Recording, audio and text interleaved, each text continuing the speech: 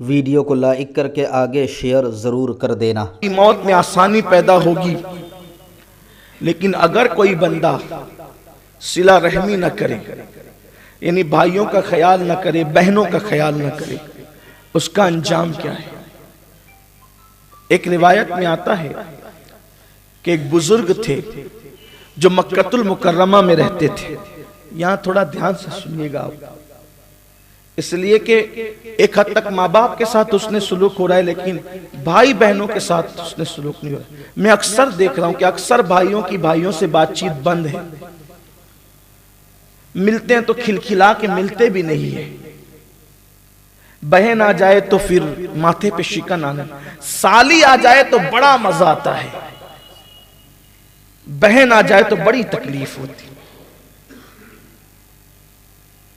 बल्कि साली के आने पर डिश पकने का, किचन का मिजाज देख लें, बहन के आने पर किचन का मिजाज देख लें। मैं औरतों से भी कहता हूं, औरतें क्यों तफरीक करती है शौहर के रिश्तेदारों में और खुद के रिश्तेदारों में। अगर तुम अपने शौहर को रोक रही हो उसके रिश्तेदारों के साथ उसके सलूक करने से, तो तुम उन रिश्तेदारों का कुछ नहीं बिगाड़ रही हो, बल्कि तुम अपने शौहर को जहन्नमी बना रही हो। क्या एक बीवी का ये तकाजा था मोहब्बत का कि वो अपने शौहर को जहन्नमी बनाए? हालांकि वो जो रिवायत पढ़ने चला था बहन के हवाले से, उससे पहले एक बात, एक छोटा सा आर्टिकल मेरी नजरों से गुजरा। चंद दिनों की बात है, गालिबन पड़ोसी मुल्क का वाकया है। शौहर ने अपनी बीवी से कहा कि मेरे माँ बाप आने वाले हैं आज अपने घर पे शाम को, तो जरा देखो कुछ अच्छी डिश बना लो। उसने कहा कि आप तो जानते हैं ना मेरी तबीयत आजकल ठीक नहीं चल रही है, तो आपके माँ बाप के लिए तो मैं एक काम करते हैं, अपने होटल में ऑर्डर दे देते हैं, अच्छे से अच्छा खाना मंगा लेते हैं। होटल में भी खाना बड़ा अच्छा बनता है, होटल का खाना मंगा लेते हैं, क्या क्या जाएगा। उसने कहा ठीक है, क्या ऑर्डर देना है। तो अब ऑर्डर देने में भी बड़ा छोटा दिल। खुदा जाने ये तफरीक क्यों है। बस अगर औरत ये समझ लेना कि अगर मैं अपनी सास से, अपनी नंदों से, अपने देवरों से, जेठ से अपने शौहर को रोक रही हूं हक अदा करने में, तो मैं अपने शौहर को जहन्नमी बना रही हूं बस। और ये सबसे बड़ी बेवफाई होगी औरत की शौहर के साथ। उसको तो कहना चाहिए कि आप मुझे मेरे हक दें, मेरे खानदान वालों को उनके हक दें, अपने खानदान वालों को उनका, दोनों का हक है, दोनों को हक दें, हक तलफी न करें। जब आपका शौहर ही जहन्नम में जाएगा तो आपने कब जन्नत में जाना है। खवातीन को यह कान खोल के सुनना चाहिए। अगर मुर्गी का भी हक होना तो उसका भी हक अदा करने का हुक्म दिया गया। जिसने मुर्गी पाली और उसको खाना नहीं दिया, उसकी हक तलफी की क़यामत के दिन उसकी इबादतें ज़ाय की जाएगी। मुर्गी का हक, इस्लाम का हुक्म यह है। इस्लाम की तालीम इतनी खूबसूरत है। इस्लाम जब मुर्गी के हुकूक बताता है तो भाई बहन के हुकूक क्या हो। तो ऑर्डर बहुत मुख्तसर सा छोटा मोटा दे दिया।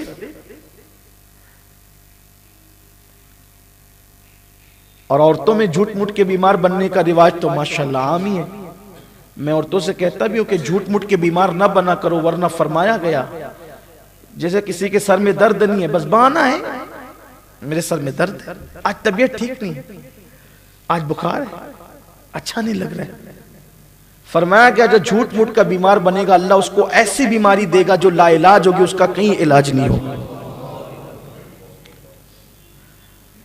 आपको कहीं नहीं जाना है, कोई काम नहीं करना, साफ कह दे मैंने नहीं आना है, माजरत चाहता हूं, आज दिल नहीं होता आने का।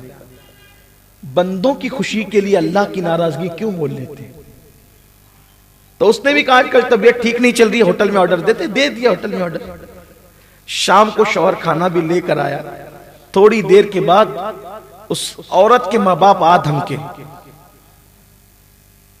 सास ससुर तो नहीं आए, उसके खुद के माँ बाप आ गए। शौहर बैठा हुआ था तो फौरन उस खातून ने कहा, अरे तुम लोग इत्तला के बगैर आगे, फोन तो करते कम से कम। फोन करना था तब आते। तो उसकी मां ने कहा कि हमने सुबह को फोन तो किया था, दामाद जी ने फोन उठाया था, हमने उनको बता दिया कि हम शाम को आने वाले हैं। तो इसके तो आंखें तन गई, क्यों जी आपने मुझे बताया नहीं कि मेरे माँ बाप आने वाले?